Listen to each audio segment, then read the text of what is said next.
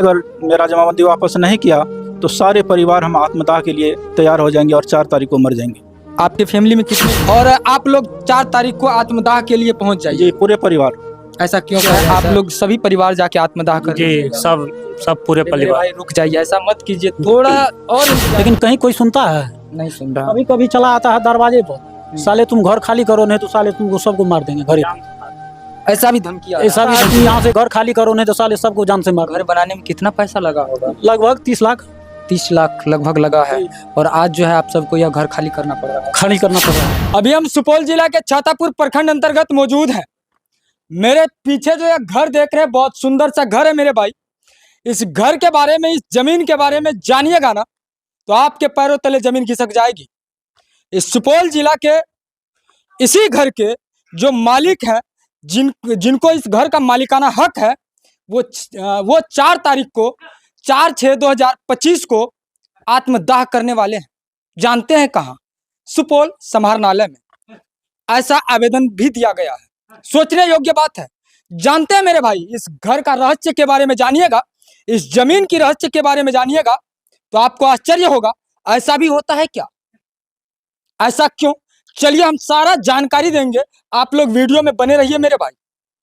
आइए हम बात करते हैं इस घर के जो मालिक हैं उनसे। देख सकते हैं मेरे यह साइड में बहुत सारे लोग हैं, लेकिन यही वो शख्स हैं जिनका यह घर है, और इसके भी बारे में जानिएगा तो आपको आश्चर्य होगा।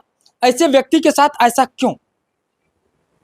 यह पंचायत के इसकी पत्नी समिति है, और ऐसे व्यक्ति के साथ यह समस्या हुआ है।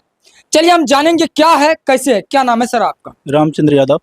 आपके साथ क्या हुआ? इस घर के बारे में कुछ पता चल रहा है कि आप जो है 4 तारीख को आत्मदाह करने वाले हैं। ऐसा क्यों आपने फैसला लिया? जी, मेरे साथ जमीन विवाद लेकर के बहुत बड़ा अन्याय हुआ है। जी जी। ये मेरे पिताजी का जमीन है, जिस पर हम लोग कई वर्षों से मेरे पिताजी रह रहे थे। जी। उसका घर मकान बनाया हुआ था। जी। उस पर सब हम 5 भाई मिलकर 15-15 डिसमिल बंटवारा करके रह रहे हैं। जी। एक हमारे बगल में मास्टर ओम प्रकाश साहब हैं, जी, जो पैसे से शिक्षक हैं, सरकारी स्कूल गिरधरपट्टी मध्य विद्यालय के प्रधानाध्यापक हैं। जी जी। मेरे दादाजी के संपत्ति, जो मेरे चाचा जी का हिस्सा था, जी, उस ज़मीन का पैसा हम दिए हुए थे पहले। ओम प्रकाश मास्टर साहब ज़्यादा पैसा दे करके मेरे पिताजी से रजिस्ट्री करवा लिए पीछे में, और वो बोलता है कि आगे वाला ज़मीन तुम खाली करो, ये बिहार सरकार की ज़मीन है, यह ज़मीन हम खरीद लिए हैं। जबकि जो ज़मीन वो खरीदा है उसका खाता खेसरा अलग है, इसका रकबा अलग है। जो ज़मीन में हम घर मकान बनाए हुए हैं उसका खाता खेसरा अलग है, इसका रकबा अलग है। दोनों से टैली नहीं करता है। वो कहता है मेरे सामने में है, तुम इस घर को खाली करो, नहीं तो हम इस घर को तोड़वा देंगे। बेसिस पे वो खाली करवाना चाहता है? वो कहता है कि हम पैसा वाले हैं, हमारे ज़मीन के आगे में यह ज़मीन है, जो कि वह भी ज़मीन मेरा ही था, मेरे दादाजी का था, जो ज़्यादा पैसा दे करके खरीद लिया हमारे चाचा जी से, और बोलता है कि इस ज़मीन को तुम खाली कर दो, मेरे ज़मीन के आगे में यह ज़मीन है, इसलिए तुम्हारा यह ज़मीन से हक नहीं बनता है, इसलिए इसको खाली कर दो तुम लोग। जब यह ज़मीन आपका है, आपको इसका ज़मीन का पेपर है ना सर? हमारे पास सर अप टू डेट 23 तक का रसीद है जी। जमाबंदी चल रही थी, 23 में एडीएम साहब उनके प्रभाव आकर के मेरा जमाबंदी को रद्द कर दिए। हम उनके ऊपर गिड़गिड़ाते रहे कि सर सब जज के यहाँ मेरा केस चल रहा है, कोर्ट में केस किए हुए हैं, सर मेरा इंसाफ देख लीजिए, उसके बाद आप कीजिएगा। बल्कि हम कुछ नहीं सुनेंगे, हम जमाबंदी रद्द कर देंगे जी। तो जो ये एडीएम साहब जो है मेरा जमाबंदी को रद्द कर दिए, उस वजह से सर हम काफ़ी बेचैन हो गए। आर्थिक, शारीरिक, मानसिक कई तरह का हमको परेशानी झेलना पड़ा। लास्ट में सोचे कि सब दरवाज़ा बंद हो गया, तो 4-6 को हम सब परिवार आत्मदाह के लिए तैयार हो गए, और समहर्ता के सामने में 4 तारीख को हम आत्मदाह करेंगे, पूरा फैमिली के साथ। पूरा फैमिली के साथ। एक बात कहिए सर, जब यह आपका ज़मीन है, आपका रसीद कट रहा है, सब कुछ है, फिर आपका ज़मीन का जो है ज़मीन पे वो दावेदारी कैसे कर रहा है, क्यों कर रहा है? वो अपना अलग दावे दिखाते हैं कि मेरे ज़मीन के आगे में यह ज़मीन है, इसलिए तुमको खाली करना पड़ेगा। यह सरकारी ज़मीन नहीं ना है कि सरकारी है? ये ज़मीन मेरी निजी ज़मीन है सर। हाँ। सरकारी ज़मीन नहीं है, जिसका मेरे पास ऑनलाइन रसीद कटा हुआ, मेरे पास सारा पेपर उसका है। अच्छा, यह बंदोबस्त है या राष्ट्रीय जमीन है? ये बंदोबस्त जमीन थी। बंदोबस्त जमीन है, इसका मतलब यह बिहार सरकार पहले था जी। ये जो है 1938 में हमारे पिताजी के नाम से बंदोबस्ती जमीन है। यह जी जी। यह जमीन कौन सा था पहले?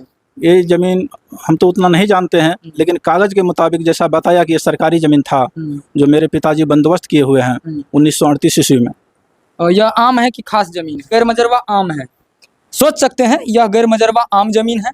और जो है लगभग आज से कितना वर्ष पहले जो है यह बंदोबस्त हुआ था? लगभग 90 वर्ष पहले। 90 वर्ष पहले। और 90 वर्ष से आपके जो है परिवार यहाँ रह रहे हैं? जी। और 1 वर्ष पहले जो है बंदोबस्त को रद्द कर दिया गया? जी, बंदोबस्त को रद्द नहीं किया, तो? मेरे जमाबंदी को रद्द किया। जमाबंदी को रद्द कर दिया है। जी। जमाबंदी रद्द कहाँ से हुई थी सर? एडीएम अपर समाहर्ता सुपौल। अच्छा, इसके बारे में जानकारी आप जो है डीएम साहब को दिए थे क्या? यहाँ से लेकर सर हम राष्ट्रपति जी तक को हम पत्र के माध्यम से जानकारी दिए हुए हैं। सभी को दिए हैं? जी। अच्छा, पत्र जो लिखे थे वो स्पीड पोस्ट के माध्यम से दिए थे या रजिस्ट्री किए थे?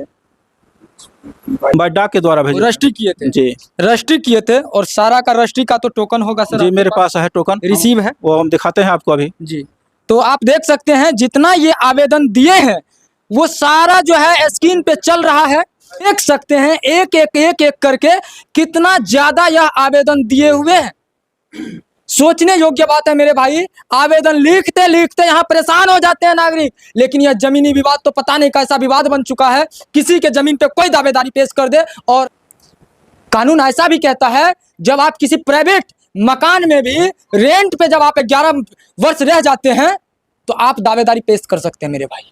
सोचने योग्य बात है।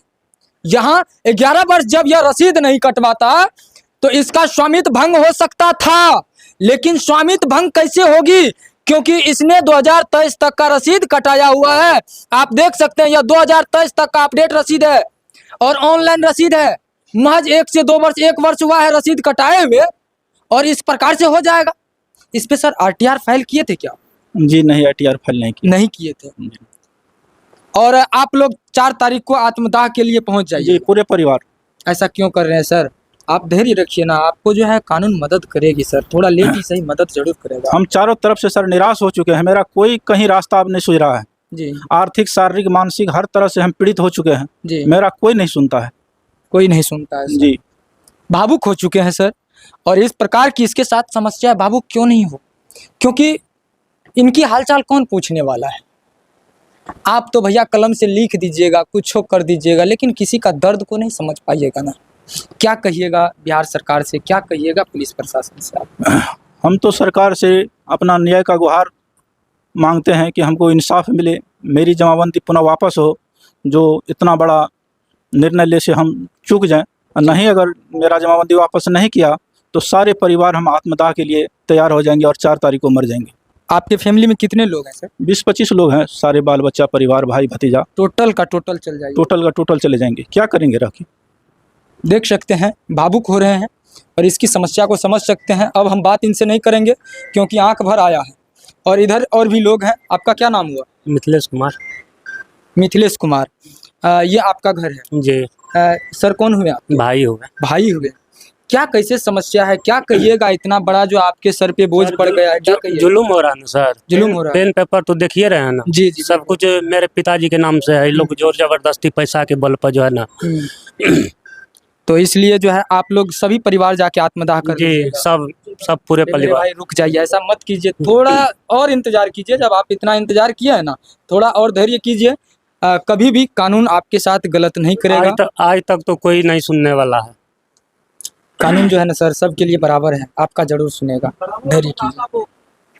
बराबर रहता तो सुनवाई होता ना, हो जाता है। हाँ, लेकिन कहीं कोई सुनता है? नहीं सुन रहा। कभी कभी चला आता है दरवाजे पर, साले तुम घर खाली करो नहीं तो साले तुमको सबको मार देंगे घरे। ऐसा भी धमकी आ रहा है? ऐसा भी धमकी दे रहा है। क्या कहता है, फिर से कहिएगा? ये कहता है कि तुम लोग घर खाली करो नहीं तो साले सबको मार देंगे। जो दावेदारी कर रहा है वो कह रहा है? वो कह रहा है। आप सबको डर लगता है इसका? नहीं लगेगा?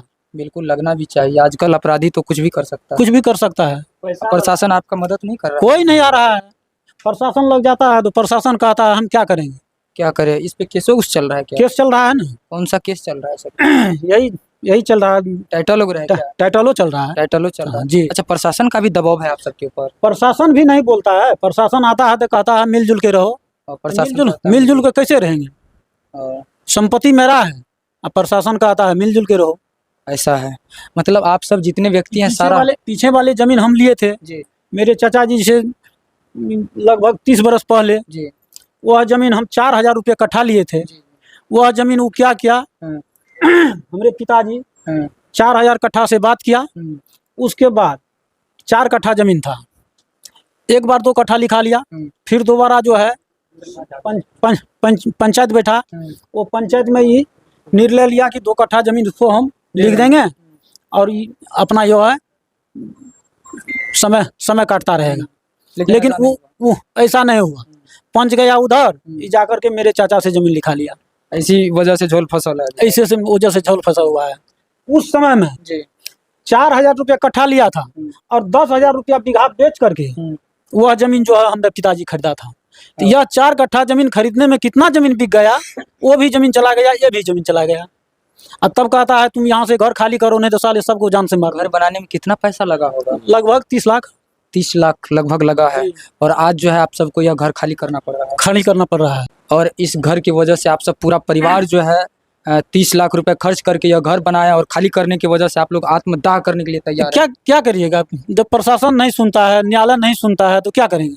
आप लोग जो है इस घर की वजह से, इस जमीन की वजह से समाहरणालय में जाके 4 तारीख को आत्मदाह कर लीजिए। एकदम पूरा परिवार इस जमीनी विवाद की वजह से आप लोग जाके जो है जिला में जो है आत्मदाह करने के लिए तैयार है। एकदम तैयार है। जब इसे रहबे नहीं करेगा तो हम लोग क्या करेंगे? यहाँ क्या चाहते हैं?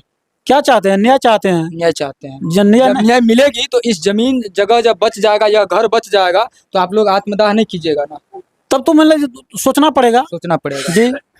सोच सकते हैं, यह पीड़ित परिवार का घर है और यह देख सकते हैं यह बड़ा सा घर बना है। 30-35 लाख रुपए लागत से इस घर को बनाए हैं और यह जमीन भैया लगभग 90 वर्ष से इनके अंदर में है। और यह जमीन बंदोबस्त जमीन है और आज जो है इन जमीन से हाथ धोना पड़ रहा है। इसमें थोड़ी बहुत समस्या हो चुकी है। बंदोबस्त जमीन है और बंदोबस्त जमीन इनके हाथ से जाने के योग्य बन चुका है। इसके वजह से ये लोग भैया यहाँ से लेके वहां तक समझ सकते हैं कहां तक, और पूरा आवेदन का कमी नहीं छोड़े हैं, भरपूर लिखे हैं, लेकिन कोई सुनने को तैयार नहीं। और इसके वजह से ये लोग अपने आप में फैसला लिए हैं कि हम समाहरणालय सुपौल में जाकर के 4/6/2025 को पूरा परिवार 25-30 आदमी का परिवार है, टोटल जाके आत्मदाह कर लेंगे। सोचने योग्य बात है। यही घर है उन लोगों उनका जो आत्मदाह करने वाले हैं सुपौल में। देख सकते हैं इस घर को।